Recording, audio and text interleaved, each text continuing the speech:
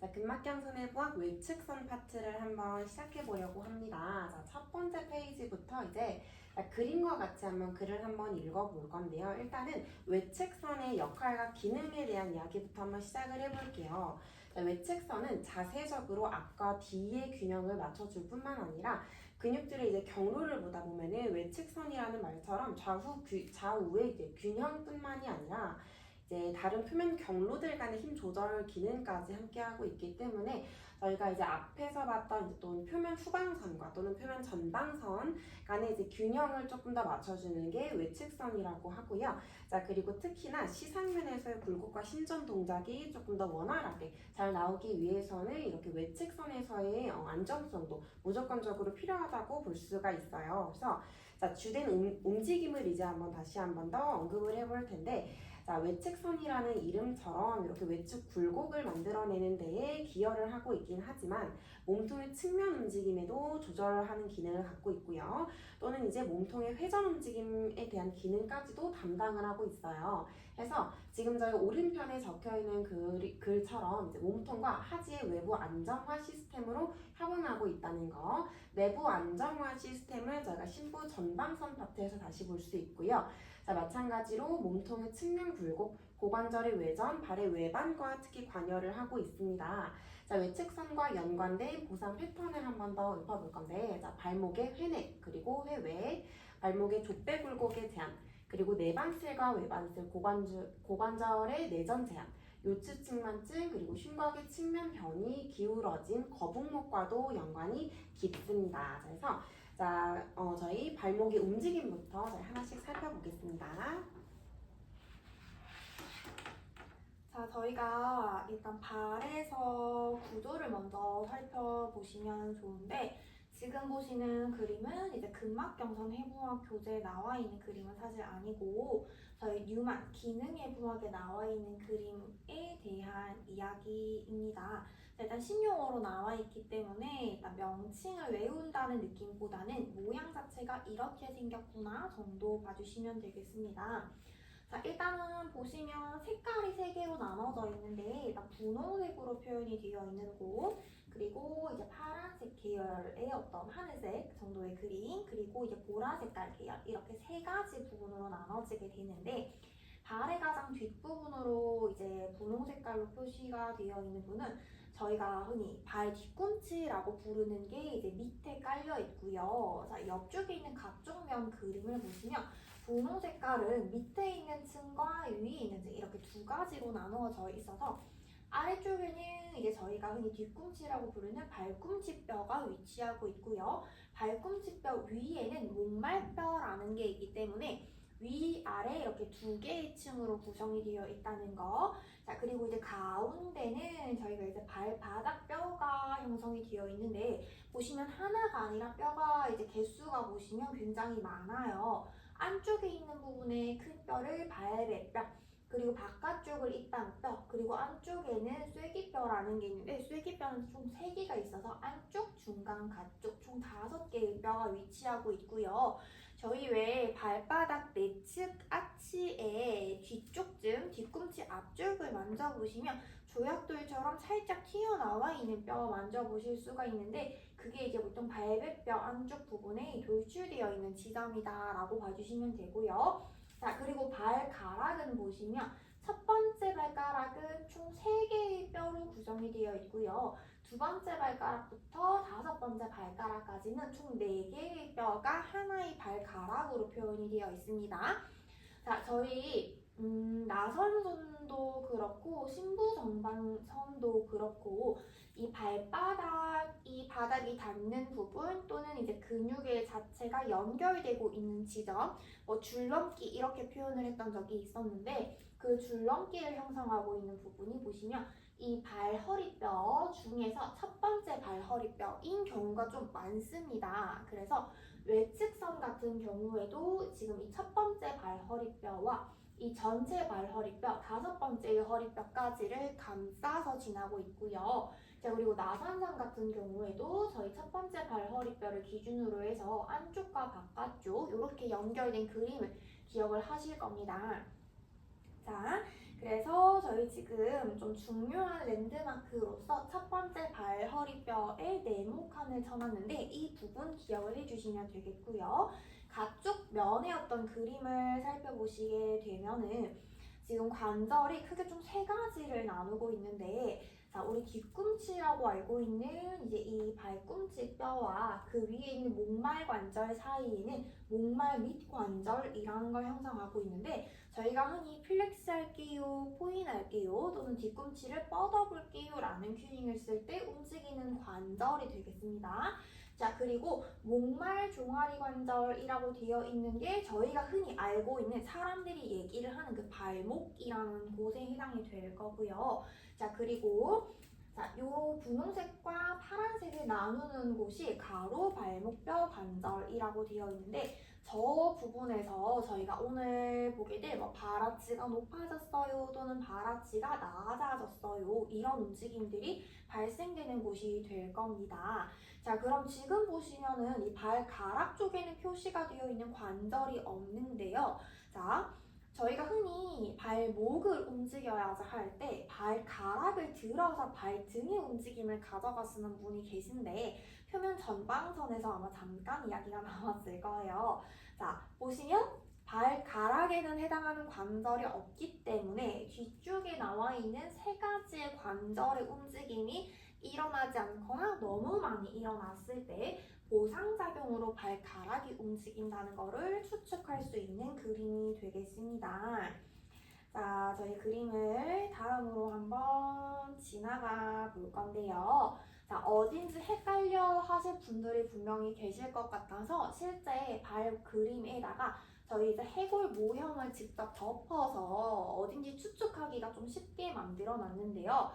실제로 외측선에 해당되는 비골근 두 가지, 장비골근과 단비골근이 지나는 건 발바닥이지만 저희가 보통 관찰하는 거는 발등이다 보니까는 발등의 그림을 실어놨는데 외측선이 지나는 거는 지금 발등이 아니라 발바닥일 거라는 거 감안하고 그림을 관찰해 주시면 되겠습니다.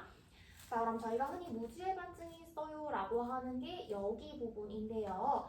가운데 튀어나와 있는 뼈가 이제 앞쪽으로 끝나는 지점이겠죠. 거기서부터 이제 연결되어 있는 길다란 뼈가 저희가 지금 중요하게 생각해야 하는 부분이 될 겁니다. 이 부분 한번 생각하고 또 다음 페이지로 넘어가 볼 겁니다. 자, 우선 저희 관절이요. 가로 발목뼈 관절이라고 맨 위에 적혀 있습니다. 마찬가지로 계속해서 뉴먼에 나와 있는 지금 기능해부학 이야기를 하고 있고요. 자, 가로 발목뼈 관절은 저희 지금 이 측면에서 봤을 때 뒤쪽에 있는 뼈와 가운데 형성되어 있는 발바닥 뼈들 가운데를 이어주는 부분의 어떤 관절면일 건데요. 제가 조금 더 자세히 보일 수 있게끔 한번 그림을 그려서 표시를 해볼게요. 제가 지금 동그라미 친 이 부분 자체가 저희가 발 뒤꿈치입니다 라고 하는 부분이고요. 초록 색깔로 제가 동그라미를 그린 부분이 아까 목말뼈라고 했던 부분이겠죠. 자, 그리고 5개의 뼈가 있는데요 라고 했던 게 제가 노란 색깔 동그라미를 지금 표시를 해 놓은 건데 그럼 여기서 관절이 지금 총 3가지가 생기게 되는 거죠. 첫 번째, 두 번째, 세 번째 라고 저희가 봤을 때 지금 설명하고 있는 이제 가로 발목뼈 관절 같은 경우는 마지막 이렇게 세로로 형성이 되어 있는 제가 검정 색깔로 별을 그려놓은 이 부분에서의 움직임이 됩니다. 자, 이 부분에서의 움직임은 저희 아래쪽에 이제 2가지 움직임이 일어나는데 프로네이션이라는 것과 수피네이션이라는 게 있습니다.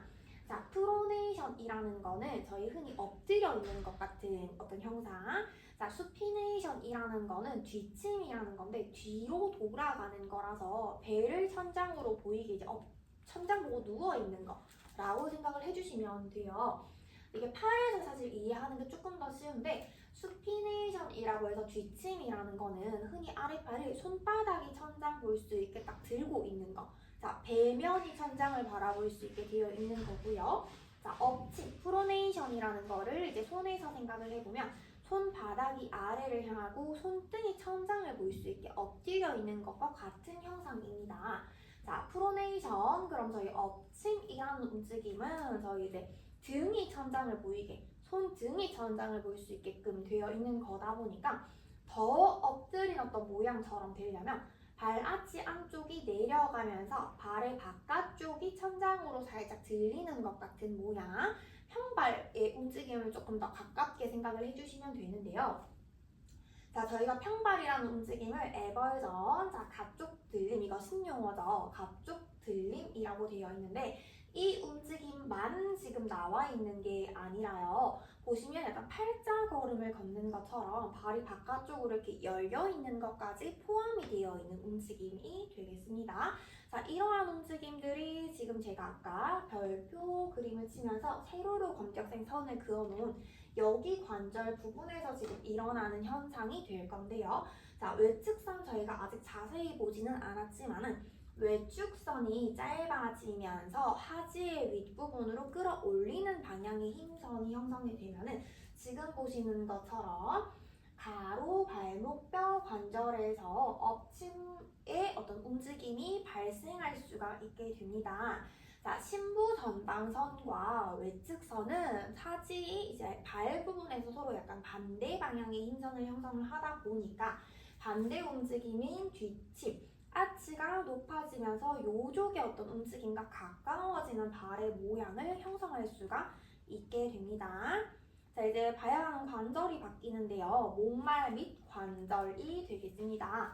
자, 목말 및 관절은 그러면 측면의 그림에서 봤을 때 뒤꿈치뼈와 그 위에 쌓여있는 목말뼈 사이에 형성이 되어 있는 관절에서 제가 초록 색깔로 지금 선을 그어놨는데 초록 색깔 선에서 어떤 움직임은 쉽게 말하면 뒤꿈치 안쪽에 체중을 실을 건지 뒤꿈치 바깥쪽에 체중을 실을 건지 그 정도로 생각을 해주시면 될 건데요.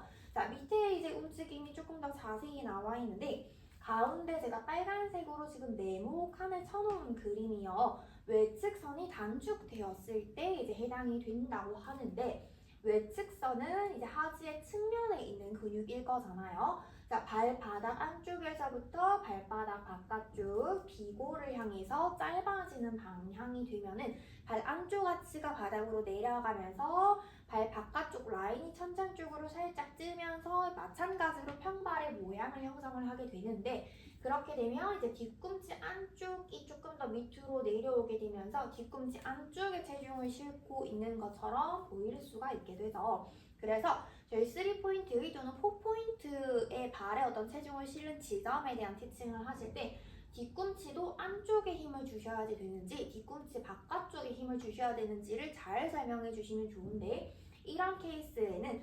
외측선을 이제 길어지는 방향을 이용을 해서 뒤꿈치 바깥쪽을 바닥으로 좀 누를 수 있는 그런 힘선을 형성을 해주면 좋겠죠. 자, 여기 보시면은 엎침, 아까 말씀드린 것처럼 약간 엎드린 모양처럼 되는 거, 가쪽 들림, 애벌전의 방향과 발이 팔자걸음처럼 바깥쪽으로 열리는 벌림의 움직임이 함께 나올 수 있습니다. 라는 거 지금 자세히 설명이 되어 있습니다. 그러면 앞 페이지에서 봤던 이제 가운데 빨간 네모칸이 쳐져 있는 그림, 그리고 방금 보셨던 페이지 가운데에 빨간 네모칸이 쳐져 있는 그림을 통해서 외측선이 단축이 돼서 위로 끌려 올라가 있는 사람들의 발 모양은 이런 식으로 형성이 될 수가 있겠구나. 그러면 외측선이 늘어나면서 아래로 끌려 내려와 있는 사람들은 제가 바깥쪽에 신부전방선 단축 방향이라고 체크해 놓은 것과 동일한 어떤 발 모양이 되겠다라는 거 생각을 하시고 보시면 되겠고요. 조금 더 이제 관절 안쪽에서 일어날 수 있는 움직임을 자세히 표현해 놓은 그림인 건데요. 자, A번 그림 같은 경우는 이제 가로 발목뼈 관절에서의 움직임이 주로 일어나고 있으면서 발아치가 보시면 내려가는 움직임으로 형성이 되어 있는데 저희 첫 번째 발가락 뼈 자체가 아래로 많이 휘어지듯 돌아가고 있는 모양이 되어 있고요. 자, 오른쪽에 보시면은 가로 발목뼈 관절뿐만이 아니라 목발 및 관절에서 뒤꿈치까지도 어떤 움직임, 회전의 방향이 지금 형성이 되어 있는데 이렇게 되시면 저희가 조금 더 발끝이 바깥쪽으로 열려 있는 것처럼 평발이 무너지는 어떤 케이스가 만들어질 수가 있겠죠. 자, 이 그림에서 핸즈온의 어떤 힌트를 주고 있는데 만약 저희 회원님께서 닫힌 사슬의 운동이 아니라 열린 사슬의 운동을 하고 있어서 뭐 예를 들면 조금 핸즈온 하기가 쉽게 체중을 실지 않고 진행을 하고 있는 어떤 푸덕을 하고 계신다거나 스프링이 가벼울 때겠죠. 또는 발을 바닥에 지탱을 하고 있는 게 아니라 바렐의 어떤 바 또는 바렐의 아치 위에 올려서 허공의 발바닥면이 열려서 떠 있다라고 하시면 뒤꿈치에다가 핸즈온을 하셔서 이런 방향을 조절할 수 있다는 것도 하나의 방법이겠고요. 그럼 신부선방선에서 저희가 발바닥 안쪽을 내전근 힘으로 좀 길게 뻗어서 밀어내듯이 써볼까요? 라고 했던 거 같이 가져가시면 훨씬 외측선의 움직임을 더 용이하게 만들어줄 수가 있겠죠. 자, 이제 측면에서 전체의 어떤 근육을 한번 바라볼 건데요. 자, 우선은 발에서부터 시작을 하게 되면은 지금 발바닥에서부터 비골의 측면을 타고 올라와서 비골두까지 도착을 하는데 짧은 게 있고 지금 긴 거 해서 두 가지 종류가 있을 건데 거기 이제 비골두를 기점으로 해서 다시 허벅지 측면을 타고 위쪽으로 올라가게 됩니다. 대퇴근막 장근으로 연결이 되면서 대퇴근막 장근의 이제 앞쪽에는 중둔근을 기점으로 할게요. 이렇게 대전자를 가운데로 쭉 타고 올라오면 중간에 중둔근의 가운데 섬유와 연결이 될 수가 있을 거고 중둔근 가운데 섬유를 기점으로 앞에가 이제 대퇴근막 장근이 될 거고 뒤쪽 파트에는 저희 이제 대둔근의 상부 파트가 될 거예요.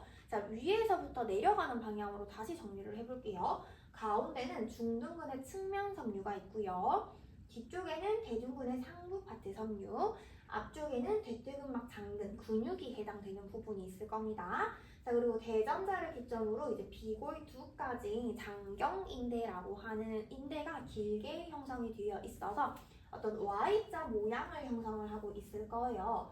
자, 외측선이 잘 작용을 하고 있다면 이런 앞쪽에 있는 어떤 대퇴근막 장근과 중둔근의 측면과 대둔근의 상부 섬유가 골고루 일을 할 수가 있겠지만은 만약에 여기서 앞쪽에 위치하고 있는 뭐 전방선이 조금 더 힘이 강하다거나 이 Y 부분에서 앞쪽에 힘이 조금 강하다면은 고관절의 어떤 굴곡 또는 내외전의 방향으로 다리가 끌려가는 움직임이 나타날 수가 있을 거고 반대로 후방선의 힘을 조금 더 많이 사용하고 있는 사람이다 라고 하면은 대둔근 상부의 영향을 조금 더 많이 받아서 뭔가 외회전 패턴으로 움직인다거나 신전 방향의 보상작용을 쓸 수가 있을 겁니다.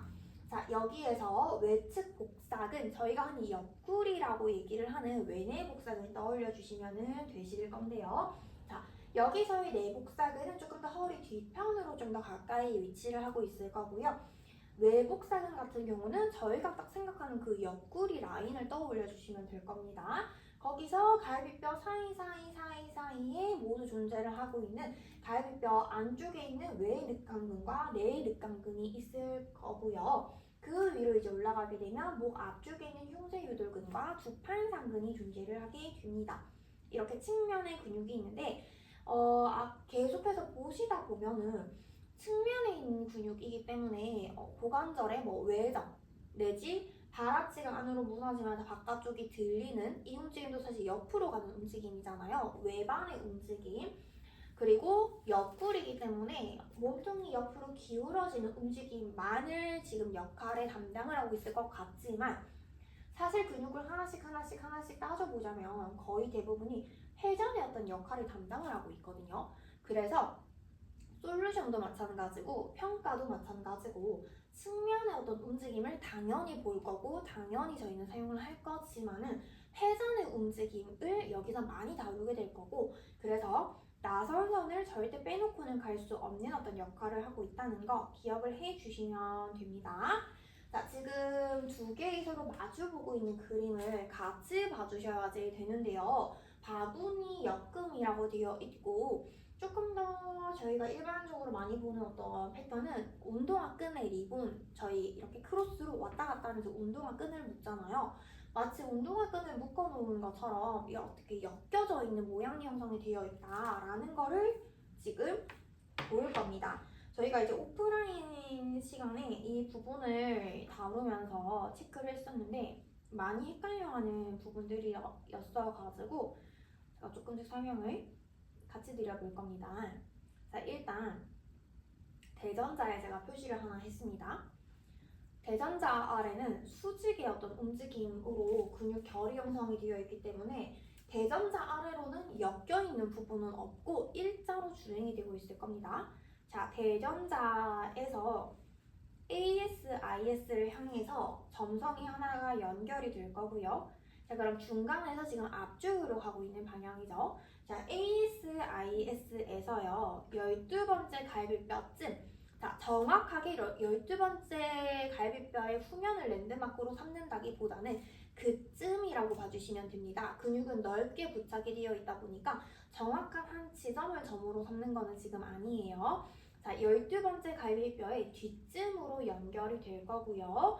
자, 앞쪽에는 이제 저희 흉골 아래쪽에 갈비뼈가 딱 모여지는 지점이 있잖아요. 거기를 생각해 주시면 되는데 검상돌기쯤에 저희가 표현을 해 놓을 거고요. 여기도 다시 크로스로 해서 뒤로 가는데 삼각이라고 생각을 하셔도 되고 또는 흉추 2번이라고 생각을 하셔도 괜찮습니다. 자, 그럼 흉추 2번에서부터 귀 아래 형성되어 있는 유양돌기까지 이렇게 점이 찍힙니다. 그럼 제가 근육으로 한번 풀어서 연결을 해볼 건데 대전자에서부터 AS-IS로 연결이 되어 있는 대퇴근막 장근, 그리고 AS-IS에서 12번째 갈비뼈의 어떤 뒤로 주행을 하고 있는 외복사근, 그리고 크로스로 앞쪽으로 가고 있는 내늑강근, 위쪽으로 올라가고 있는 외늑강근, 그리고 삼각에서부터 이제 귀의 아래쪽까지 지금 연결되어 있는 게 뒤통수 아래쪽까지 연결되어 있는 지점이 두팔상근이라고 봐주시면 되겠습니다. 자, 반대 크로스를 저희가 생각을 해보게 될 건데 대전자에서부터 PSIS까지 점을 찍을 거고요. 자, PSIS부터 12번째 갈비뼈의 약간 앞쪽 부분쯤, 그리고 위쪽으로 이제 올라가지게 되면 하각 정도 또는 여자분들 소급선이 있는 그 높낮이 정도까지 올라갈 거고요. 팔에 의해서 가려져 있지만 쇄골 내측 부분이고 SC 조인트 생각하시면 될 거고요. 자, 귀의 아래쪽인 유양돌기 떠올리셔도 되고요. 뒤통수 아래쪽 생각하셔도 됩니다. 자, 연결을 해보면 대전자에서부터 PSIS까지는 대둔근의 상부를 떠올리시면 되겠고요. PSIS에서 12번째 갈비뼈에 약간 앞면까지 연결되어 있는 거는 내복사근, 그대로 내복사근에서 외늑강근, 내늑강근 타고 그대로 SCM으로 연결되면서 이렇게 크로스의 어떤 선을 만들어내게 됩니다. 자, 목에서 연결되고 있는 크로스 하나가 있고요. SCM과 지금 두판상근이 연결되어 있는데 명칭은 두판상근이라고 적혀 있지만 나중에 나와 있는 어떤 해부학의 그림을 보시면 경판상근이 어느 정도는 같이 주행을 하고 있기 때문에 두판상근, 경판상근을 다 떠올리셔도 되겠습니다. 그리고 내늑강근, 외늑강근, 내복사근, 외복사근이 형성하고 있는 크로스의 어떤 개수는 총 3개가 되겠습니다. 그럼 총 4개의 크로스선이 있고요. 직선으로 하지에서 발바닥으로 연결되어 있는 수직의 선이 하나가 있습니다. 그래서 이렇게 전부 다 어떻게 크로스에서 운동화 끈으로 리본을 묶는 것처럼 서로 연결이 되어 있다는 거 꼭 생각을 해주시면 되겠고요. 지금 보시면 나선선만큼은 아니지만 어느 정도 이렇게 외측선도 다른 경로와 겹쳐져 있는 근육들이 존재를 합니다. 외복사근과 내복사근은 저희 나선선의 영향을 아무래도 많이 받을 수밖에 없을 거고요. 자, SCM과 이렇게 목 뒤에 두판상근, 경판상근만 저희가 생각을 해보시더라도 표면 어떤 전방선, 심부 전방선의 영향을 받기가 지금 충분한 어떤 경로를 따고 가고 있습니다. 자, 그리고 외측선에서만 보일 수 있는 어떤 특별한 근육이 있다면 바로 내늑강근과 외늑강근이 아닐까 하는데요. 뒤로 가면 이제 이렇게 늑강근의 움직임도 자세히 다룰 수가 있게 되고, 늑강근 같은 경우는 기초해부학에서 사실 잘 다루지 않는 근육이기 때문에 저희 오늘 파트에서 잘 듣고 기억을 해서 써주시면 좋을 거라고 봐지는 부분이 되겠습니다. 자, 주행 경로의 랜드마크를 다 같이 한번 살펴보게 될 건데 발에서부터 보겠습니다. 지금 보시면 제1, 제5 중족골 기저라고 되어 있는데 여기서 얘기를 하는 중족골 기저라는 부분이 저희 처음에 기능일부학에 나오는 그림인데요 하면서 발가락뼈가 굉장히 긴데 그 중에서도 가장 길게 되어 있는 발허리뼈, 그리고 제가 네모칸을 쳐놨었는데 이 네모칸을 얘기를 하는 거예요. 자, 그럼 이 네모칸인데 1번부터 5번까지를 다 이야기를 했기 때문에 첫 번째 발가락에서 다섯 번째 발가락까지 형성이 되어 있는 발허리뼈를 떠올려 주시면 될 것 같고요. 저희 모든 필라테스에서는 어떤 뭐 풋바 또는 어떤 레더 푸시바 같은 곳에 발을 올려놓을 때 토어 부분 터치해볼게요 라고 이야기를 많이 하시는데 그 토어 부분을 터치를 했을 때 토어 부분 된 그 지점에서부터 보통 5cm 정도 아래까지 연결 다 되어 있다 라고 생각을 해주시면 조금 티칭을 하실 때 빨리 찾을 수 있지 않을까라고 생각이 듭니다. 자, 그러면 첫 번째 이 중족골 기저 또는 첫 번째 발허리뼈의 바닥에서 비골근 중에서도 길이가 넌 장비골근이 연결이 되어 있을 거고요. 다섯 번째 중족골 또는 다섯 번째 발허리뼈 바닥에서는 짧은 비골근, 단비골근이 부착이 되어 있을 겁니다. 그대로 종아리의 바깥쪽 면을 타고 올라가서 비골두라는 부분에 연결이 되어 있고 비골두에서부터는 장경인대, 대퇴근막 장근. 자, 지금 인대를 지나서 앞쪽으로 형성되어 있는 게 대퇴근막 장근, 가운데 있는 게 중둔근, 뒤쪽에 있는 게 대둔근의 이제 상부 파츠가 되어 있을 거고요. 그대로 골반의 장골의 거의 측면 전부 다를 지난다고 봐주시면 되겠는데 ASIS, PSIS 그리고 장골 등 장골에서 가장 높은 지점까지 연결이 되어 있고 그대로 이제 위쪽으로 올라가게 되면은 이제 저희 외복사근, 내복사근 나와 있고 늑강근을 지나서 목의 측면까지 도달하게 됩니다. 선생님들이 지도자 단계에서도 항상 그렇고 또는 현장에 있는 강사님들도 항상 많이 물어보는 게 사이드킥 또는 사이드 밴드 같은 동작을 하실 때 왜 옆구리가 아니라 엉덩이에 아픈 느낌 또는 불편감, 힘이 더 많이 들어가는지 또는 중둔근 운동을 하는 중인데 왜 복사근에 어떤 자극이 들어가면서 보상작용이 써지는지를 많이 물어보시는데 외측선에서 이렇게 위아래로 서로 연결된 선을 형성을 하고 있기 때문에 한쪽의 근육이 많이 사용되면 한쪽은 사용이 되지 못한다는 점. 저희 이 부분은 나선선 슬링을 떠올려 주시면 될 텐데요. 이제 능형근이랑 전거근, 복사근이 서로 나선선 연결이 되어 있는 슬링을 형성을 하고 있기 때문에 한쪽이 짧아지면 한쪽이 길어지는 어떤 특성이 있었는데 그 부분이 여기서는 지금 옆구리 근육과 아래에 있는 엉덩이 측면 근육이 이렇게 어떤 선상에 연결이 되어 있어서 서로 당기는 힘을 형성한다, 가지고 있다 이 정도 생각을 해보시면 되겠습니다. 자, 그리고 이제 이 부분은 근막을 사람에게서 실제로 어떻게 분리를 해서 사진으로 지금 촬영을 해 놓은 모습인데 조금은 저희가 해부를 해 놓은 근막을 보는 거다 보니까 저희 막 어떻게 이렇게 크로스로 연결되어 있는지가 자세히 보이지는 않기 때문에 전반적인 것만 이제 봐주시면 될 텐데 종아리 옆에서 붙어서 이렇게 하지 옆으로 가고 있고 자 옆구리 보시면 생각보다 측면을 덮고 있는 어떤 늑강근의 면적이 넓은 거 보실 수가 있습니다. 자 늑강근이 저희가 굉장히 속이 있어서 작은 면적을 차지하고 있을 수 있겠다라고 생각하실 수 있지만 실제로 뜯어낸 이 사진 부분에서는 굉장히 커다란 면적을 차지하고 있는데 위에 올라가다 보시면 사각근 이렇게 같이 겹쳐 있는 거 보이실 겁니다. 외측선에서 사각근을 얘기를 직접적으로 하지는 않지만 근막 자체에서 어느 정도는 사각근이 좀 같이 주행을 하고 있더라 하는 거 확인을 해보실 수가 있는 그림이 되겠습니다. 자, 이제부터는 외측선의 이제 시작이 되는 비골근부터 한번 같이 확인을 해볼 텐데요. 자, 이제 맨 왼쪽에 있는 그림을 봐주시면은 이제 비골근이 시작이 되는 그 지점을 확실하게 저희가 확인을 할 수가 있어요. 발 허리뼈의 바닥 부분에서 시작을 하는 비골근은요, 장비골근과 단비골근으로 두 가지로 이제 나뉘게 되는데, 자, 첫 번째로 장비골근은요, 엄지발가락인 첫 번째 이제 발 허리뼈에서부터 시작을 해서, 자, 요 부분에서 시작을 해서, 자, 이제 바깥면으로 주행을 하게 되면서 가쪽 복사뼈를 지나서 위쪽 방향으로 계속 주행을 하게 됩니다.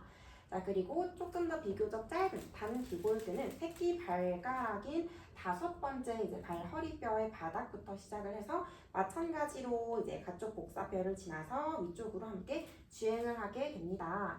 자, 그러면은 자, 시작점은 사실 둘 다 발바닥 부분인데, 장비골근은 엄지발가락, 그러니까는 발바닥 면에서 조금 더 내측에 있는 위치에서 시작을 하게 될 거고, 단비골근은 조금 더 바깥쪽에 외측 아치에 해당하는 부분에서부터 가쪽 복사뼈를 지나서 공통적인 경로로 똑같이 위쪽으로 올라간다고 생각을 해주시면 될 거예요. 자, 위쪽으로 주행을 해나가면서 다른 종아리 근육들을 따로 또 포함을 하고 있는 게 아니라 외측선에서는 사실 이렇게 비골근만이 발바닥과 정강이에서의 이제 안정성을 연결을 이루고 있는데,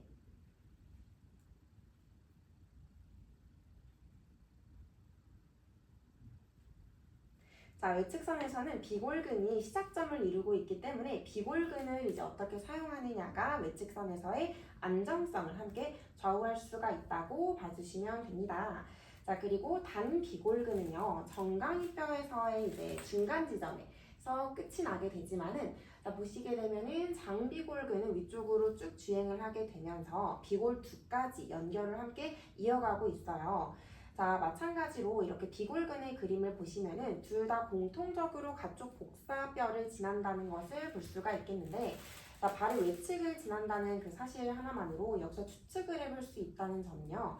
자, 평소에 저희 회원님들 중에서 발목에 어떤 조금 불안정성을 가지고 계신 분들, 또는 평소에 발목을 되게 좀 자주 접질립니다, 또는 잘 넘어지시는 분들 또한 외측선에서 이제 시작점인 비골근에서의 안정성이 조금 떨어지기 때문에 비골근의 텐션이 과하게 높아진 경우라고 볼 수가 있어요. 자, 보통 이렇게 잘 넘어지시는 분들이나 발목을 자주 접질리시는 분들 같은 경우에는 발목을 넘어서 정강이 위쪽까지 좀 불편감을 호소하시는 경우가 좀 덜어 있는데, 이렇게 이제 비골근의 기시의 정지 때문에 이렇게 정강이 근처까지도 불편감을 호소하실 수 있다는 점. 해서 이제부터는 저희 발목의 움직임까지 한번 같이 볼게요. 저희 이제 외측선은요, 인체에서 이제 몸통의 측면 굴곡, 그리고 고관절의 외전, 발목의 외방과 같은 외축 굴곡 동작을 주로 기여를 한다고 딱 보여지고 있긴 한데, 그것뿐만 아니라 표면 후방선과 전방선보다 골격에 있어서 더 큰 지렛대로서 이제 작용을 좀 도와주고 있어요. 그래서 그중 첫 번째 움직임이 이제 발목의 움직임이라고 볼 수가 있는데, 외측선의 보상작용 중에 흔히 발생하는 몇 가지는 이제 발목의 회내와 회내와 회외, 발목의 이제 족배 굴곡의 제한, 그리고 내반세가 외반세가 같이 이제 다리의 내전 제한, 외전근 수축 등 이렇게 고관절에서까지 문제를 많이 만들어낼 수가 있어요. 이렇게 위쪽으로 경로가 이어질수록 요추와 이제 흉골, 목에까지 보상작용을 만들어낼 수 있기 때문에 발목에서의 움직임이 굉장히 중요하다는 것을 알 수가 있어요.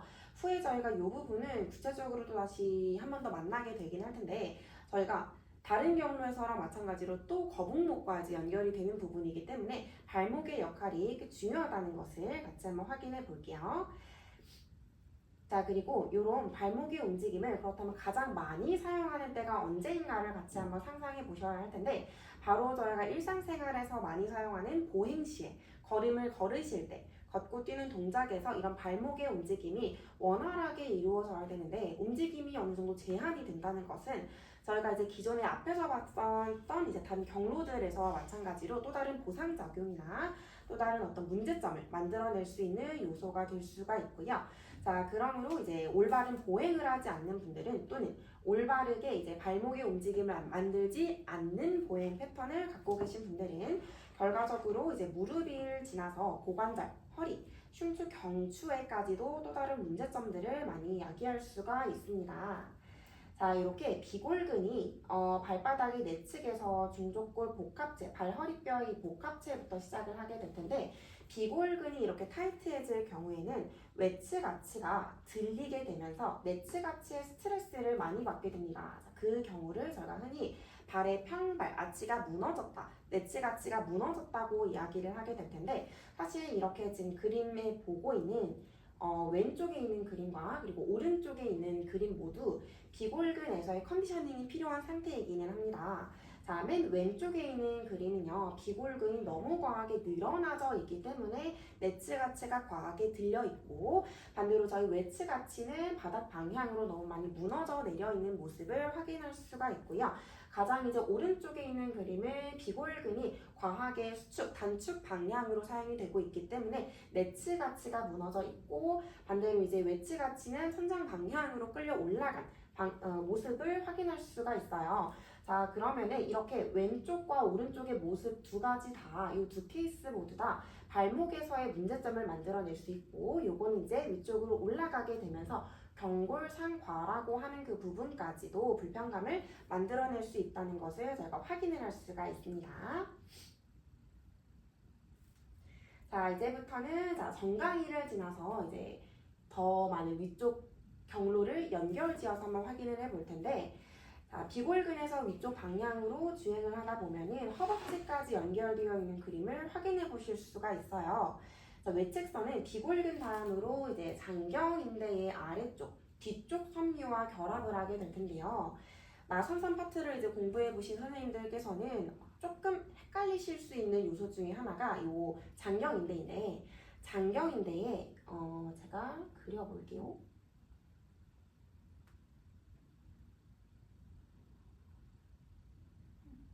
자, 장경인대의 아래 앞쪽 섬유. 자, 장경인대의 아래 앞쪽 섬유는 전경골근과 결합을 하게 되는데 지금 이 그림에서는 제가 회색깔로 이제 그림을 표현하긴 했지만 전경골근을 타고 장경인대 위쪽으로 이렇게 주행을 하게 됩니다. 자, 그리고 장경인대의 아리 뒤쪽 섬유는 장비골근, 저희가 오늘 보고 있는 외측선에 해당하는 부분이죠. 자, 장비골근의 그 앞쪽 섬유와 결합을 하게 되면서 지금 보고 계신 이렇게 약간 컬러감이 있는 그림으로 봐주시면 될 거예요.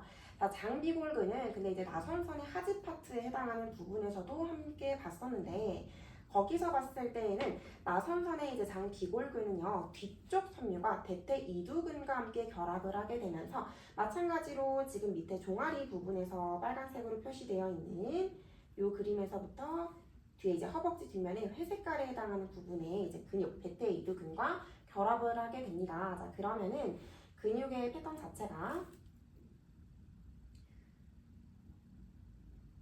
요렇게 첫 번째, 그리고 지금 보고 있는 외측선 두 번째, 그리고 나선선에서 봤던 세 번째까지 이렇게 세 가지의 경로로서도 같이 한번 확인을 해볼 수가 있어요.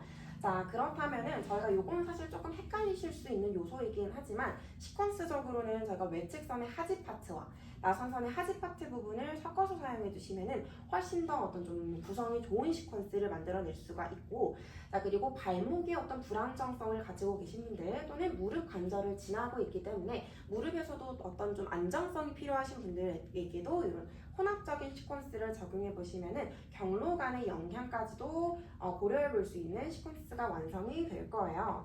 자, 그리고 장경인대 이렇게 아래 부분을 봐주시면은 저 이제 슬개골과도 결합이 되어 있는 그림이 보이실 텐데 외측선의 주제인 이제 다리 교정과도 조금 가까운 내용입니다. 너무 가깝네요. 이렇게 갑자기요. 자, 그래서 장경인대가 이제 강하게 텐션, 강한 텐션 또는 강한 타이트함은 무릎의 위치를 변형할 수도 있는 요인이 되실 거고요. 자세적으로 봤을 때 이제 외반슬, 오다리 또는 X자 다리를 만들어낼 수가 있어요. 동적인 움직임 측면에서 올바르지 못한 보행 패턴을 가지고 계신 분들은 평소에 이제 보행을 하실 때 무릎이 아파요, 통증이 만들어집니다 하는 분들도 마찬가지로 여기 부분에서 이제 주목할 수 있는 포인트가 될 수 있을 거고요. 그리고 연결로서 다음 페이지도 한번 같이 보게 될 텐데 장경인대가 이제 저희 위쪽으로 주행을 하게 된다면은 조금 더 점점 더 너비가 넓어지면서 대전자를 감쌀 수 있을 만큼 이렇게 너비가 조금 넓어지게 되는데 그렇기 때문에 장경인대는 어느 정도의 약한 긴장감은요 고관절, 요 절구관절의 안정성에도 보정을 하는 데에도 영향을 줄 수가 있어요.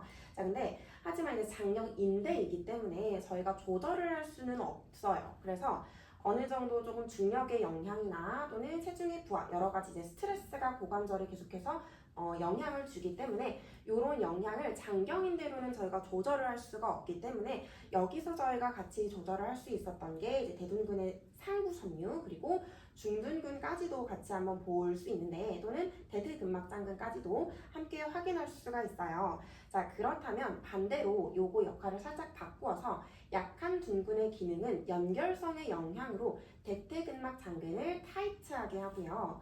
자, 더불어 전체적인 이제 장경인대가 타이트하게 되면서 이제 슬개골의 위치까지도 변화하게 만드는 게 이제 여기서 외측선 하지 파트에서 볼 수 있는 포인트 중에 한 가지라고 할 수가 있습니다.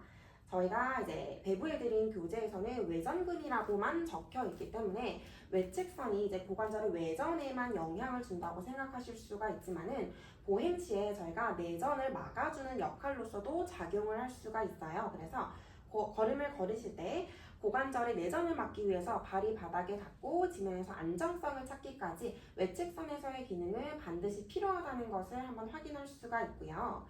자, 그렇기 때문에 이제 양측의 장경인대의 불안정함은 골반의 이제 측면 기울어짐 또는 비대칭을 만들 뿐더러 나아가서 이제 장경인대와 내전근 간의 이제 불균형은 마찬가지로 저희 오늘 부주제와 같이 내반슬과 외반슬을 만들어내는 요인이기도 합니다. 자, 그렇다면은 여기서 저희가 솔루션 동작으로 같이 한번 생각을 해볼 수 있는 거는 흔히 필라테스에서 하는 둔부 운동 중에서도 단축의 방향으로 운동을 하는 동작들이 있고 조금 늘어나면서 신장성의 방향으로서 운동을 하게 되는 게 있는데 그럼 저희 지금 외측선의 하지 파트에 해당하는 범위에서는 둔근의 신장성 수축이 굉장히 중요하다는 것을 알 수가 있어요. 그래서 저희가 이제부터는 앞에서 계속 말씀해드렸던 것처럼 보행 패턴과 한번 같이 확인을 해볼게요.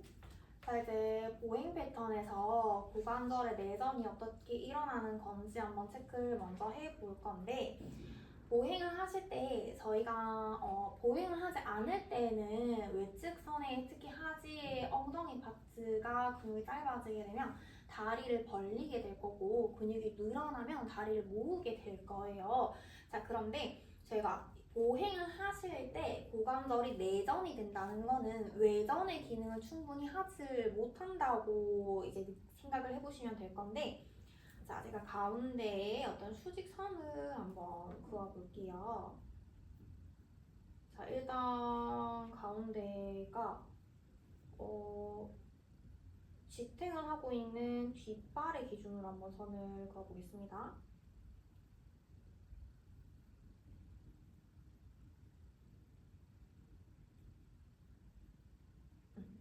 자, 이렇게 뒷발을 기준으로 지금 선을 그었는데요.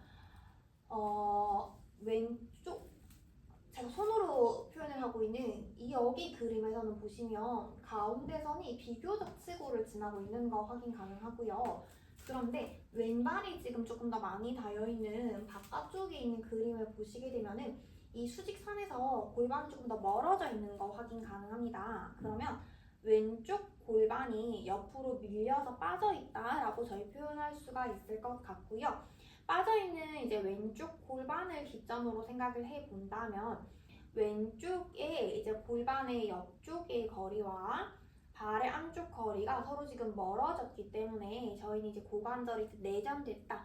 그러면 보행 중에 고관절이 내전이 됐다라는 것과 골반이 옆으로 빠졌다라는 거는 동일한 의미로 지금 이해를 해주셔도 되는 거고 골반이 옆으로 빠졌다는 거는 옆쪽의 측면에 골반 옆에 있는 근육들이 제대로 길이를 짧아지면서 힘을 쓸 수가 없는 환경에 놓여 있다. 그럼 한마디로 외측선의 기능이 약한 쪽이다 라고 표현을 할 수가 있는 거죠.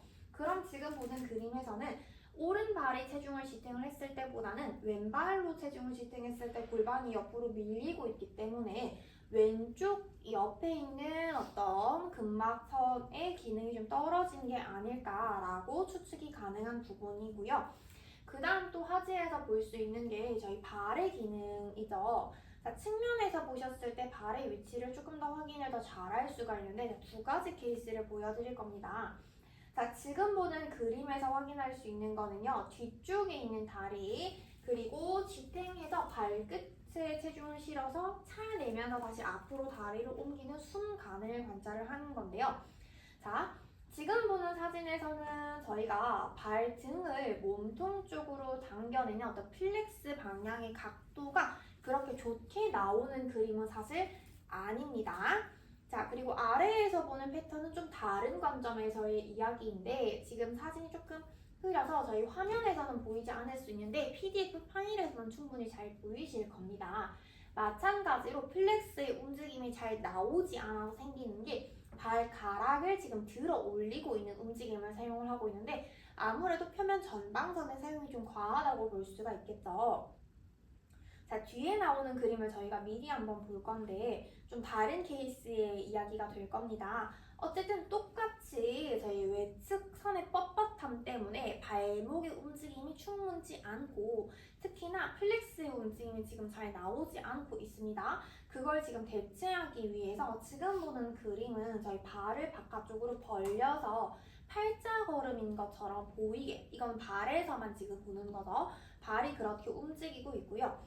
아까 봤던 두 번째 그림에서는 발가락을 많이 위쪽으로 들어 올리는 패턴의 보상작용을 사용을 하고 있게 됩니다. 그럼 외측선이 타이트하다고 봐줬을 때 외측선 안에서의 어떤 움직임을 많이 가져가는 걸로 보행을 대체하는 경우가 있을 수 있고 표면 전방선의 사용을 조금 더 증가시켜서 전방선의 보상작용을 사용을 하는 거 이렇게 두 가지로 가질 수가 있겠습니다.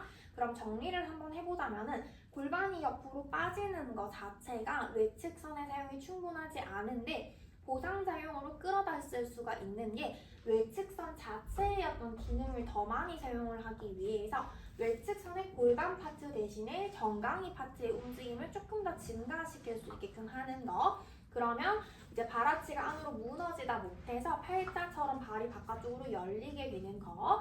또 다른 거는 이제 부족한 부분을 이제 하지에서도 종아리 쪽으로 끌고 가서 쓰는 게 아니라 앞쪽에 위치하고 있는 표면 전방선을 가져다 쓸 수가 있는데 그때는 발가락을 조금 더 발등 방향으로 들어 올리는 패턴을 가져갈 수 있다는 거. 해서 저희가 보행을 하는 걸 측면에서 또는 정면에서 관찰을 했을 때 어디 선을 더 많이 사용해서 끌어다 쓰고 있는지를 관찰할 수가 있겠습니다. 자, 여기서부터는 이제부터 상지 외측선에 해당하는 부분인데 나선선과 조금 비슷하게 X자 모양에 이제부터는 조금 집중을 해주시면 좋아요. 외측선의 하지 파트에서 위쪽으로 주행을 하게 되면서 저희 교재에서는 이 그림을 설명할 때 탈선이라고 경로의 벗어남을 이야기하고 있는데 간단하게 벗어난 경로이지만 근육 간의 연결이 되어 있기 때문에 외측선과 나선선 그리고 여기서 함께 기능선을 같이 함께 언급을 하고 있는데 기능선까지 같이 연결로서 생각을 해주시면 됩니다. 초반에 저희가 외측선의 랜드마크 그림에서 장경인대가 Y자 모양을 그리면서 위쪽 방향으로 주행을 한다고 봤었는데 자, 그 그림처럼 이제 나선선과 기능이 요 왼쪽 그림에서 혼합됐다고 생각을 해주시면 됩니다. 자, 경로와 경로 간의 연결을 보고 있고요. 자, 첫 번째 왼쪽에 있는 그림을 보아주셨을 때, 자, 외측선에서도 마찬가지로 다른 선들의 영향을 꽤 많이 받는다는 것을 알 수가 있어요. 위쪽으로 주행을 하게 되면서 외복사근과 요 내전근의 고리 그리고 여기에 해당하는 부분이 내복사근과 이제 외복사근의 경로 그리고 위쪽으로 주행을 하게 되면서 이제 능형근과 잠깐 저희가 아까 읊어보긴 했지만 전과근과의 고리 밑으로 내려가면서 내전근과 또 연결을 하고 있고요. 사실 측면에서 봤을 때는 이게 이제 둔근과도 중둔근의 중부 측면 섬유와도 연결이 되어 있다고 봐주실 수가 있겠지만 일단 저희 여기 그림에서 확인할 수 있는 거는 기능선과 그리고 나선선, 외측선까지도 같이 함께 연결로서 근육 간의 경로 간의 연결이 조금 강하다는 거를 언급을 한번 하면서 그 다음에 복사근의 역할을 한번 볼게요. 저희가 그렇다면 이제 나선선에서도 그렇지만은 외측선에서도 복사근의 역할이 계속해서 언급이 되고 있는데 저희가 일단은 복사근의 기능이 두 가지 정도가 있잖아요. 첫 번째로는 로테이션, 트위스트를 만들어내는 흉추 회전의 역할, 그리고 두 번째로는 사이드 밴딩 동작인데 자, 첫 번째로 언급을 해드렸던 이제 로테이션 동작 같은 경우에는 흉추가 오른쪽으로 회전을 했을 때 상대적이긴 하지만은 골반은 왼쪽으로 회전을 하고 있고요. 자, 반대로 이제 사이드 밴딩 동작 같은 경우에는 골반은 고정이 되어 있고 늑골의 움직임이 만들어지고 있기 때문에 이 두 가지 모두 다 복사근의 기능이라고 봐주시면 좋아요. 자, 근데 이게 호흡을 할 때도 굉장히 이런 움직임이 중요합니다. 자, 팽창과 수축 그리고 거상의 움직임, 호흡을 할 때 이런 움직임 기능 등이 좀 떨어지기 시작을 하면은 호흡의 기능과 더불어 흉추의 척추 신전 동작도 힘들어지고 자, 몸 앞쪽으로 모든 텐션이 이제 증가하게 되기 때문에 외측선이 안정적으로 기능하지 못하는 것은 늑간의 움직임을 제한하거나 그리고 골반이 고정된 상태에서 어깨가 움직이는 동작까지도 제한을 할 수가 있어요. 자, 그러면 딱 여기 페이지에서 확인할 수 있는 필라테스 동작들 중에 몇 가지는 필라테스에서 하는 이제 머메이드 동작들, 사이드 밴딩 동작들이 여기 페이지에서 해당이 될 텐데 자, 그리고 외측선의 경로만을 보자면 이렇게 이제 두 번째 그림처럼 늑골 사이에서 X자 모양을 그리면서 위쪽으로 주행해 나가는 그림입니다. 자, 초반 부분에 저희가 확인했던 장경인대의 Y 모양으로 위쪽으로 올라가면서 복사근 그리고 흉곽을 지금 현재 두르고 있는 왼의 늑간근 위쪽에서는 목 주변 판상근과 흉쇄 유돌근까지 X자의 역금을 계속해서 연결하고 있어요. 자, 이 그림에서 확인할 수 있는 거는 외측선에서 골반과 허리 그리고 늑골의 안정성에 기여를 하는 근육 중에 첫 번째가 복사근이라는 것을 알 수가 있고요.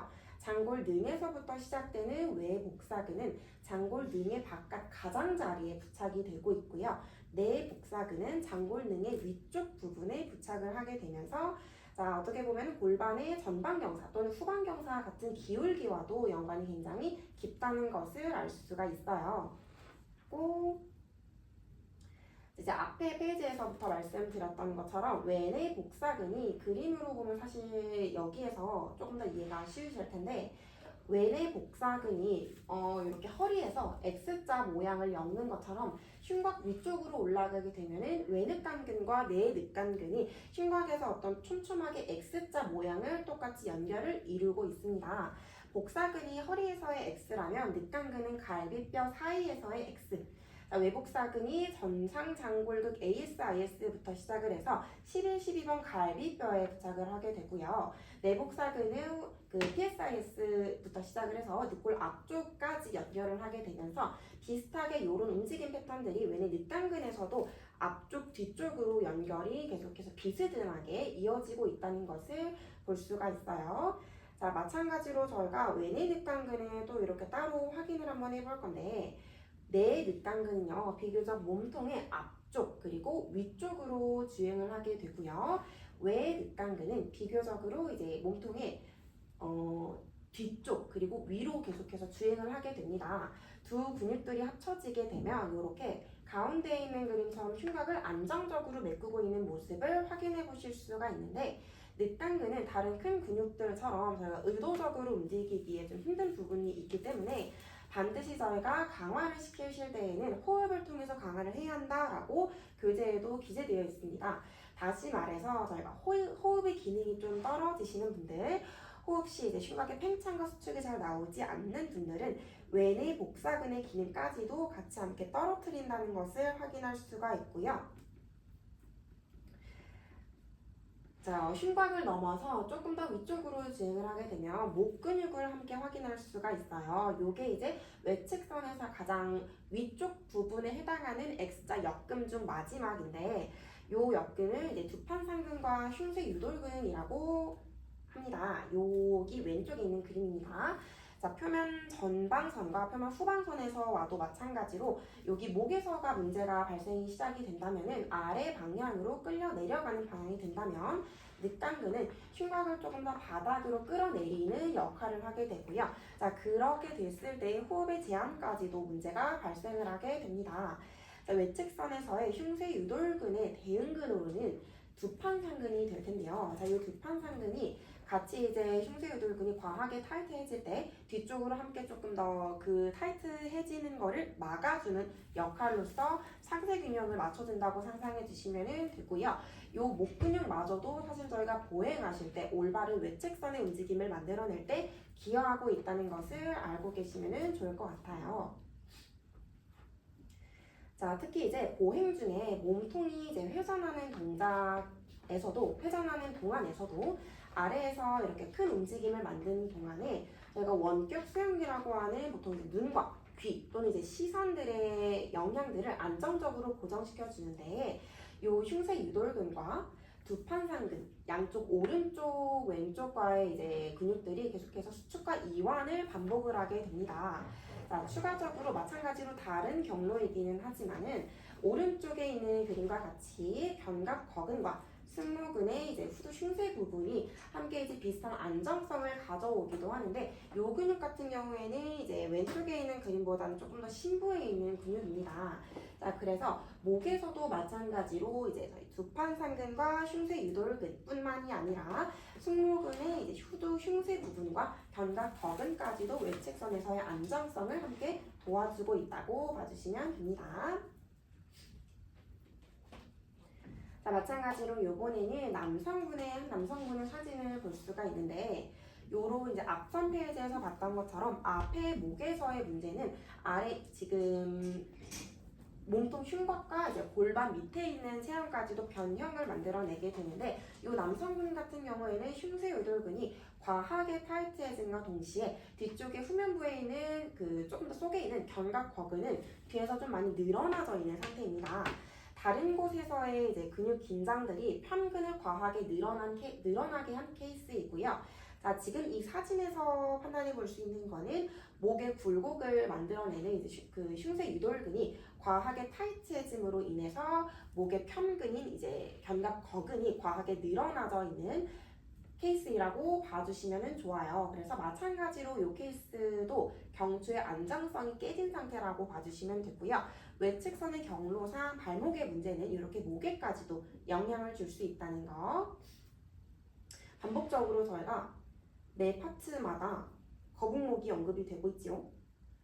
자, 마찬가지로 요거는 저희가 외반슬에서 오늘 저희 부주제와 언급을 할 수 있는 외반슬에서 볼 수 있는 포인트 중에 하나인데요. 교재에 언급이 되고 있는 실제 동작입니다. 교재에는 철봉에 매달리기 동작이라고 언급을 했는데 저희는 이제 캐딜락 스틸바 천장 쪽에 있는 가로 스틸바에 매달려 있는 그림이고요. 양쪽 외측선 간의 불균형을 확인을 할 수가 있는 포지션입니다.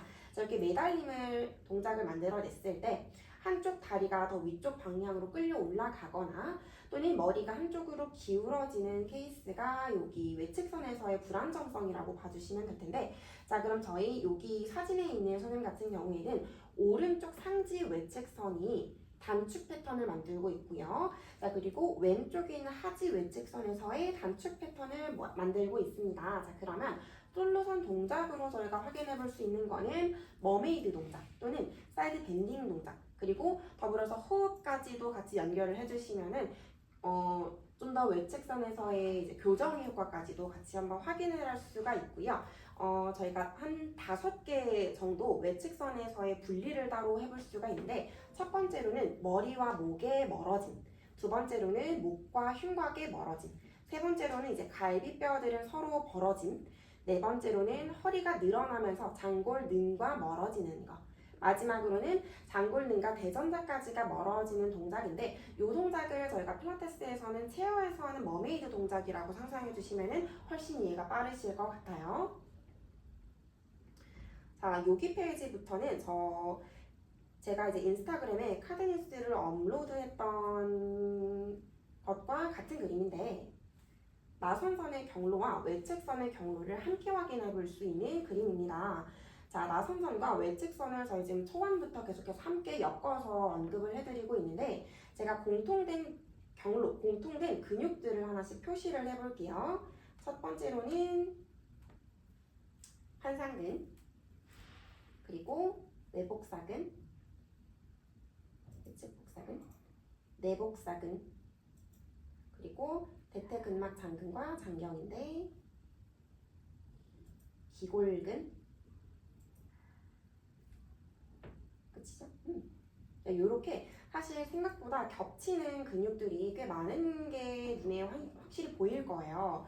자, 그만큼 나선선과 외측선의 연결은 뗄래야 뗄 수 없는 작용이라고 봐주시면 좋으실 텐데 그렇기 때문에 허리 통증 또는 무릎 통증을 막아줄 수 있는 요소 또는 해결책이 될 수 있는 이제 경로도 마찬가지로 외측선과 나선선에서 공통적으로 찾아볼 수가 있겠습니다.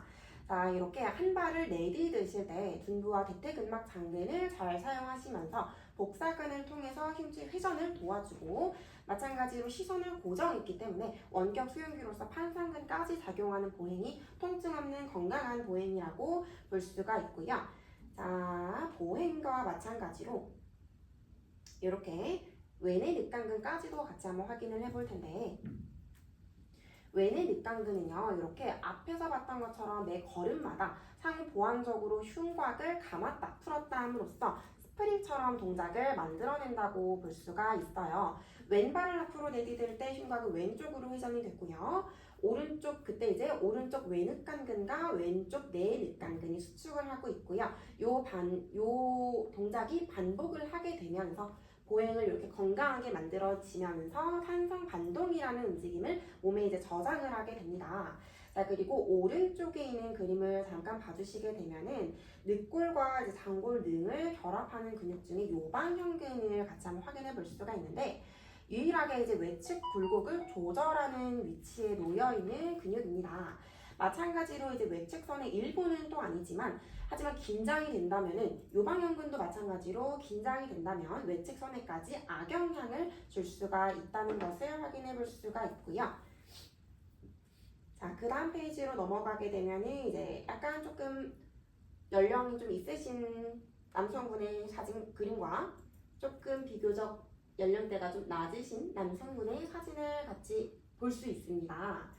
자, 이렇게 왼쪽에 있는 그림처럼 사실 이렇게 조금 연령대가 어느 정도 좀 있으신 분들은 체중을 이동하기 위해서 골반과 허리의 기능이 감소가 되었다고 볼 수가 있고요. 그래서 보행을 하실 때에도 관상면에서 정면에서 봤을 때 머리가 좌우로 움직이는 패턴이 좀 크신 분들, 좌우의 움직임이 좀 크신 분들은 이렇게 골반과 허리의 기능이 조금 감소된 케이스라고 볼 수가 있고요. 자, 오른쪽에 있는 10대라고 나와 있는데 10대의 경우에는 고관절의 굴곡근이 만성적인 긴장으로 인해서 시상면에서 봤을 때, 측면에서 봤을 때 위아래의 몸통 움직임이 과한 케이스라고 볼 수가 있어요. 머리에 마찬가지로 상하 움직임이 더 큰 보행이 되고 있고요. 이 두 가지 케이스 모두 다 탄성 반동이 사라진 케이스이고요. 외내 늑강근의 기능이 조금 떨어진 케이스라고 봐주시면 됩니다. 마찬가지로 요거를 실습 동작과 함께 더불어서 볼게요. 자, 이제 계속해서 보행을 한 번 더 보게 될 건데 아까 앞에서 봤던 거랑 사실 같은 케이스예요. 자, 앞쪽에서는 저희 발에서 어떤 움직임이 일어나는지를 봤다면 지금은 이제 흉추까지 연결을 해볼 건데요. 내 늑강근과 외 늑강근의 움직임이 잘 일어나서 흉추의 회전이 얼마나 탄력적으로 만들어낼 수가 있는지를 이제 본다고 생각해 보시면 되겠습니다. 자, 우선 지금 보는 이제 그림은 약간의 측만증을 가지고 있으신 분의 케이스라서 상체의 움직임은 조금 생략을 해보고 하지만 살펴볼 건데요. 좌우의 골반 빠짐만 살펴보더라도 지금 왼쪽 골반이 옆쪽으로 빠지고 있다는 거 눈으로 잘 보이실 겁니다. 자, 그러면서 왼쪽 무릎이 내회전 방향으로 돌고 있게 되고 왼쪽 발아치가 낮아지는 방향의 보상작용이 일어나고 있다는 거 관찰할 수가 있는데 자, 그럼 사실 아까 저희가 봤던 앞쪽 그림과 연결이 굉장히 잘 되는 부분의 내용입니다. 자, 보시면 왼쪽 골반이 옆으로 밀리면서 왼쪽 고관절이 내전 방향, 지금 보시면 다리가 앞쪽으로 모여 있잖아요. 내전되는 방향이고 고관절이 또 내회전이 되면서 발아치가 안쪽으로 내려가는 방향의 어떤 그림을 쉽게 대입해서 저희 생각을 해볼 수가 있습니다. 자, 그러면 저희가 왼쪽의 외측선 같은 경우는 위쪽으로 끌려 올라간 건 아닐까라고 생각을 해볼 수가 있을 텐데요. 자, 지금 이제 다 다른 사람이라서 확인을 하기는 조금 어려운 부분이 있지만 지금 양쪽에 매달렸을 때의 골반 높낮이를 한번 살펴보게 되면 이 네모칸이 쳐져 있는 하지 부분의 골반은 조금 낮은 어떤 그림을 형성하고 있고 다리가 이렇게 모아져 있는 부분은 이제 골반이 좀 위로 올라가는 거 확인 가능합니다. 그러면 다리가 조금 더 모아져 있는 방향이 위로 끌려 올라가는 힘선, 다리가 벌려져 있는 방향이 조금 더 외측선이 아래로 끌려 내려와 있는 힘선을 형성하고 있다라는 거 저희 또 확인 가능하실 거고요. 자, 그리고 나선선을 한번 생각을 해보시면 바깥쪽 방향에서 안쪽으로 이제 주행을 하는 방향의 힘선을 형성하고 있기 때문에 고관절이 또 내회전 방향으로 사용되고 있다는 거. 저희 하나를 조금 더 붙여보자면 외측선과 이제 신부 전방선은 좀 반대의 작용을 하기 때문에 신부 전방선의 내전근 작용은 아래로 내려가는 방향의 힘선을 형성할 수도 있겠다라는 것까지 저희 대입해서 생각 한번 해볼 수가 있는 부분이겠죠. 이렇게 하지의 부분이 좌우가 다르다는 거. 자, 그러면 외측선에서는 이러한 부분들을 어떻게 교정을 해주냐면 고관절의 문제를 고관절 자체의 어떤 운동으로 해결을 해주는 것보다는 흉추에서 내늑강근과 외늑강근에서의 탄력적인 움직임이 소실이 되었기 때문에 흉추의 회전의 움직임으로써 이제 하지의 어떤 보상작용이 일어나는 걸 잡아줄 수가 있습니다.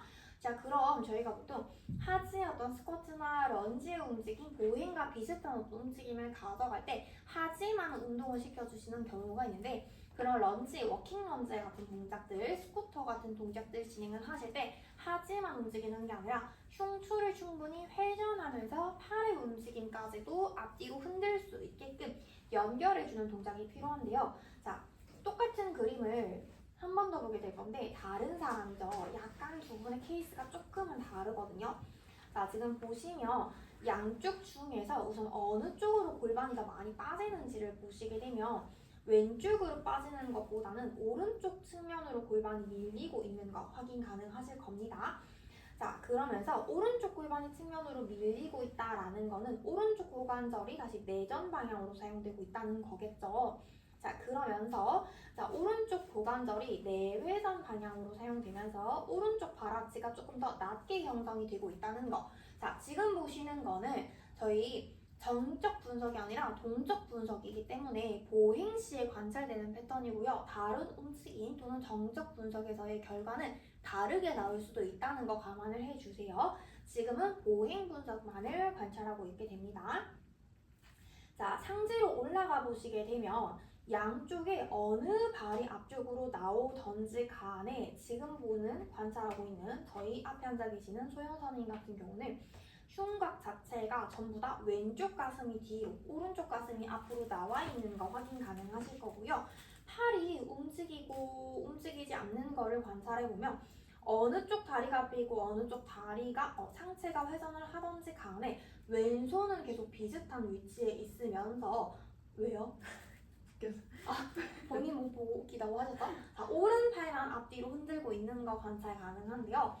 자, 그러면 지금 그림에서는 오른쪽 다리가 앞쪽으로 나올 때 몸통 자체가 흉추와 골반 자체가 전부 다 왼쪽 뒤로 돌아가 있게 되고 왼발이 앞으로 오더라도 그런 똑같은 방향으로 흉추가 돌아가져 있으면서 자, 오른쪽 손이 비교적 많이 흔들리고 있고 왼팔은 흔들리지 않다라는 거를 관찰을 했단 말이에요. 그러면 지금 보는 경우는 오른쪽에서 형성이 되고 있는 저희 어떤 X자 다리의 패턴 자체가 흉추에서의 가동성 부족으로 발생된 결과이기 때문에 오른발이 앞쪽으로 올 때 흉추도 오른쪽으로 회전을 하시면서 오른팔이 흔들릴 수 있게 해줘야 되는데 나선선과 겹치는 근육이 많기 때문에 나선선과 연결을 해보자면 오른쪽 발이 앞쪽으로 나왔을 때 왼쪽 가슴 앞쪽과 오른쪽 골반 앞쪽이 서로 가까워질 수 있게 나선선 사용을 하면서 오른팔이 앞쪽으로 나와서 흔들릴 수 있을 만한 동작을 저희가 시켜주셔야 된다라는 거를 추측 가능한 거겠죠. 자, 그러면서 성인이 되면 저희가 어쩔 수 없이 위아래의 움직임보다는 좌우의 움직임이 더 많아진다라고 얘기를 했지만 그럼에도 불구하고 보행을 하면서 안 돌아가는 흉추의 방향으로 회전을 할 수 있으면서 고정되어 있는 팔이 조금 더 앞뒤로 흔들릴 수 있게 하면서 위아래의 어떤 탄력적인 보행을 만들어 줬을 때 X자 다리의 교정이 가능할 수 있다라는 부분까지 연결되어 있습니다. 자, 저희가 이제 흉쇄 유돌근과 이어서 목에 조금 더 흉쇄 유돌근보다는 심부에 있는 근육을 한번 보게 될 텐데요. 자, 일단은 가장 위쪽에 조그맣게 놓여있는 근육이 상두사근, 그리고 뒤쪽에 있는 근육은 반극근, 그리고 앞쪽에 있는 근육은 이제 전사각근이라고 하는 근육들인데요. 이 근육들은 조금 더 흉쇄 유돌근보다는 안쪽에 있는 근육이기 때문에 흉쇄 유돌근과 비슷한 역할을 하고 있지만 조금 더 심부에 있는 근육이라고 봐주시면 됩니다. 자, 앞에 거의 맨 처음 부분에 전사각근 근육을 잠깐 봤는데, 자, 여기서도 마찬가지로 외측선의 안정성을 이루는 요소 중에 또 다른 요소 중 하나입니다. 전사각근과 이제 반극근, 상두사근 모두 마찬가지로 외측선의 경로 안에 있는 근육은 아니지만 흉쇄 유돌근과 비슷한 역할을 하고 있고, 동시에 이제 외측선의 안정성을 이루고 있는 요소 중에 하나이기 때문에 저희가 목의 움직임 또는 목에 제가 보행을 하실 때에도 너무 좀 겉에 있는 흉쇄 유돌근을 관찰하시거나 확인을 하시는 것보다도 조금 더 심부에 있는 근육이 이런 영향을 같이 만들어낼 수 있다는 것을 볼 수가 있습니다. 자, 이번에는 저희가 거북목에서 확인해 볼 수 있는 체크 포인트 중에 하나인데 제가 이건 또 그려볼게요. 거북목에서 그리고 외측선에서는 X자 축을 정말 중요시하고 있는데 그 체크 포인트 중에 하나는 이렇게 거북목이나 또는 회님의 측면의 모습에서 본 정적인 체형 문적 사진을 한 장씩 챙겨 오셔서 그려보시는 걸 추천드립니다. 했을 때 7번 경추에서부터 시작을 해서 7번 경추 극돌기부터 시작을 해서 치골, 이 사진에는 나와 있지 않지만 전 치골까지 이어볼게요. 자, 그리고 두 번째로는 흉골 앞쪽부터 시작을 해서 청골 뒤쪽까지 연결을 한번 해볼게요. 이렇게 했을 때, 자, 이 X자 축 중에서 한 가지의 축이 조금 길다면 외측선에서의 불균형이라고 확인을 할 수가 있는데, 요게 저희가 뒤쪽에 그림을 한번 확인을 해볼 수가 있어요. 자, 요 그림이 아까 제가 앞선 페이지에서 그림을 그렸던 그 이제 체크 포인트 중에 하나인데요.